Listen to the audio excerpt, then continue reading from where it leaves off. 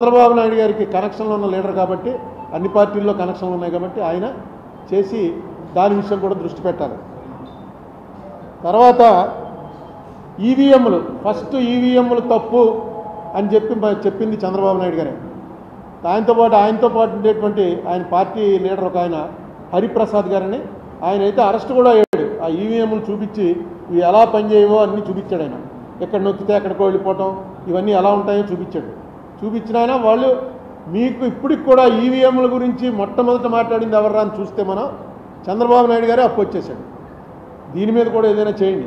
ఇవాళ ఎవరో వీడియో పంపారు, 20 లక్షల ఈవీఎంలు అసలు కనపట్టలేదుట.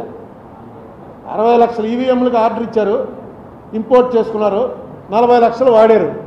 మిగతా 20 లక్షలు ఎక్కడో ఉండాలి కదా, ఎక్కడున్నాయని రైట్ టు ఇన్ఫర్మేషన్ అడిగితే ఎలక్షన్ కమిషన్ వాళ్ళు మాకు 40 లక్షలు ప్రభుత్వం ఇచ్చారు, 40 లక్షలు వాడామంతే మాకు తెలియదు అన్నట్ట. ప్రభుత్వాన్ని అడిగితే ప్రభుత్వం మాకేం తెలిసి ఎలక్షన్ కమిషన్ అడగండి అంటుంది. 20 లక్షల ఈవీఎంలు దింపారు, అవి ఏమైపోయాయో తెలియట్లేదని ఈవేళ ఒక పెద్ద లీడర్, ఆయన కమ్యూనిస్ట్ లీడరు, ఆయన పెట్టాడు 20 లక్షలు ఏమైపోయాయి. ఇలాంటి వాటిని అన్నిటి నుంచి కూడా ప్రజల్లో అసలు అనుమానమే రాకూడదు. మనం వేసిన ఓటు కరెక్ట్గా దానికి వెళ్తుందా, ఇది మారిపోతుందా అనేటువంటి అనుమానమే రాకూడదు. చంద్రబాబు నాయుడు గారు ఆ విషయం మీద కూడా ఆయన దృష్టి పెట్టాలి. ఎందుకంటే మంచి అవకాశం వచ్చింది. బీజేపీ ఎన్డీఏ కూడా ఎన్డీఏకి ఇండియాకి ఓన్లీ 2%, 2 కూడా పూర్తిగా లేదు, 2% ఓట్స్ డిఫరెన్సే ఉంది ఇండియా గ్రూప్కి ఎన్డీఏకి. సీట్లు వీటిలో చాలా తేడాలు వస్తాయి.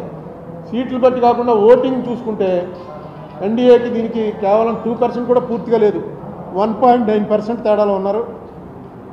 ఇది మంచి అవకాశం. ఈ మంచి అవకాశాన్ని చంద్రబాబు నాయుడు గారు సద్వినియోగం చేసుకోవాలని కోరుకుంటున్నా.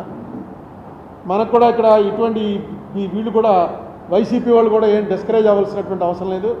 26 సీట్లు వచ్చాయి గుర్తు చేసుకోండి. 94లో నేను ఫస్ట్ అసెంబ్లీకి పోటీ చేసినప్పుడు పివి నరసింహరావు గారు ప్రధానమంత్రిగా ఉండగా ఇక్కడ కాంగ్రెస్కి వచ్చినటువంటి సీట్లు 26 మాత్రమే.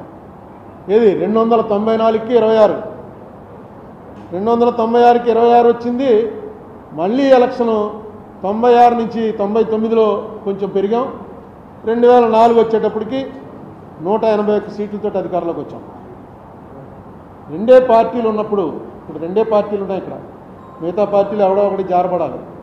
ఒకటి జగన్మోహన్ రెడ్డి పార్టీ, ఒకటి నారా చంద్రబాబు నాయుడు పార్టీ. ఈ రెండే పార్టీలు ఉన్నప్పుడు ఇలాంటివి సాధ్యం అవుతాయి, వన్ సైడ్గా ఇటో వన్ సైడ్గా అటో. కాబట్టి వీళ్ళు డిస్కరేజ్ అయిపోక్కర్లేదు. వాళ్ళు కూడా ఏదో ఇంక అయిపోయింది స్మాష్, ఇంక జగన్ పార్టీ క్లోజ్ అయిపోయింది, ఇంకా మనమే అని వాళ్ళు అనుకోక్కర్లేదు.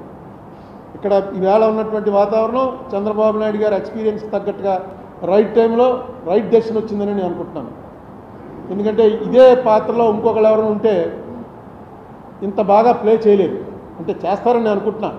ఇప్పటివరకు ఏమీ మొదలవలేదు, ఇంకా మంత్రివర్గం ఎవరెవరికి ఇచ్చారో కూడా తెలియలేదు. కానీ ఖచ్చితంగా చంద్రబాబు నాయుడు గారి ఇంపార్టెన్స్ ఢిల్లీలో చాలా పెరుగుతుంది. చంద్రబాబు నాయుడు అండ్ నితీష్ కుమార్ వాళ్ళు చెప్పినట్టుగా నడవలసినటువంటి అవసరం బీజేపీ మోడీ గారికి ఉంటుంది. దాన్ని ట్యాక్ట్ఫుల్గా స్టేట్ ఇంట్రెస్ట్కి చేసుకోవడంలో ఆయన కనుక కరెక్ట్గా పెడితే డెఫినెట్గా సక్సెస్ అయ్యే అవకాశం ఉంటుంది. అలాగే ఇప్పుడు ఆయన శిష్యుడే రేవంత్ రెడ్డి, శిష్యుడు అనొచ్చోలేదో లేకపోతే కొలీగు రేవంత్ రెడ్డి పక్కన సీఎం అయి ఉన్నాడు. ఆయనతో కూడా షెడ్యూల్ 9, షెడ్యూల్ 10 వెంటనే సెటిల్ చేసుకోండి. మనకు ఎంత వస్తుందో చూడండి. అది కూడా మొన్న ఎఫిడేవిట్లో వేసిన ప్రకారం,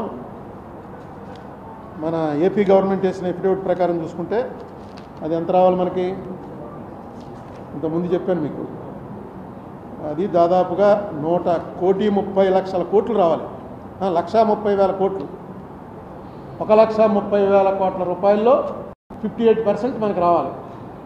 షెడ్యూల్ 9, షెడ్యూల్ 10 అసెట్స్ వాల్యూ కడితే, ఈ వాల్యూ కట్టింది కూడా చాలా కాలం అయింది, ఇప్పుడు ఇంకా చాలా పెరుగుంటుంది. 1,42,000 అయితే అదే కరెక్ట్. 1,42,000 అది మనకు ఎఫిడేవిట్లో వేశారు. నేను వేసిన కేసులో ఎఫిడేవిట్లో 1,42,000 కోట్ల రూపాయలు అన్డిసైడెడ్గా ఉంది అని వేశారు. ఆ వేసిన దాంట్లో ఇప్పుడు మనకు ఎంత రావాలో అక్కడ ఉన్నది రేవంత్ రెడ్డి గారు, నెక్స్ట్ బెస్ట్ ఉన్నది బీజేపీ. అదే కేసీఆర్ గారు ఉంటే ఆయన నేను ఇంతకాలం ఇవ్వకుండా ఆప్ చేశాను, రేవంత్ రెడ్డి వచ్చి ఇచ్చేసాడు, చంద్రబాబు నాయుడుతో కలిశాను అనే అవకాశం ఉంటుంది. కానీ ఇప్పుడు కేసీఆర్ కాదు, అక్కడ 2 జాతీయ పార్టీలే ఉన్నాయి, బీజేపీ కాంగ్రెస్, వీళ్ళిద్దరూ కలిసే చేశారు ఆ యాక్ట్.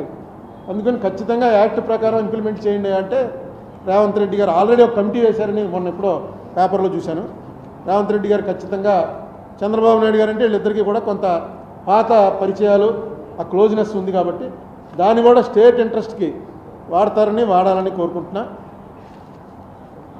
1,42,000 కోట్లుగా చెప్పాను. తర్వాత మేము వేసినటువంటి ఏపీ రీఆర్గనైజేషన్ కేసులో కూడా ఇంకా జగన్మోహన్ రెడ్డి ప్రభుత్వం అందులో ఎఫిడేవిట్ వేసి కౌంటర్ వేశారు. ఆ కౌంటర్ వేసిన దాన్ని మీరు కొనసాగించండి, ఇంకొక పెద్ద ప్లేటర్ని పెట్టి దాని విషయం కూడా ఏపీ రీఆర్గనైజేషన్ కేసులు మీద నేను వేసినటువంటి కేసులో మనం ఏదైతే అడిగామో ఆ రిలీఫ్కి ప్రభుత్వం తరఫున ఎవరన్నా పెద్దవాళ్ళు వస్తే ఆ కేసు కూడా కరెక్ట్గా నడుస్తుంది. అలాగే నేను ఎప్పటి నుంచో చంద్రబాబు నాయుడు గారిని కలిసి కూడా అడిగాను. ఒకసారి పార్లమెంట్ లోక్సభలో 18/2/2014 నాడు ఏం జరిగింది? అనేక సార్లు మోడీ గారు, అమిత్ షా గారు రాజ్యసభలోనూ లోక్సభలోనూ చెప్పారు ఆంధ్రప్రదేశ్కి జరిగినంత అన్యాయం ఇప్పటివరకు ఈ పార్లమెంట్ వచ్చాక ఎవరికీ జరగలేదు, మీరా మాకు పాఠాలు నేర్పుతారని కాంగ్రెస్ వాళ్ళని నిలదీశారు. వాళ్ళు మీరు ఒక్కసారి అడగండి ఏం జరిగింది, ఆ వేళ దాని మీద చర్చ పెడదామని. నా దగ్గర చాలా మెటీరియల్ ఉంది, అలా దాచుకుని ఉంచాను. ఆ వేళ ఎంతమంది హాజరయ్యారు, హాజరైన వాళ్ళందరూ సరిపోతారా అసలు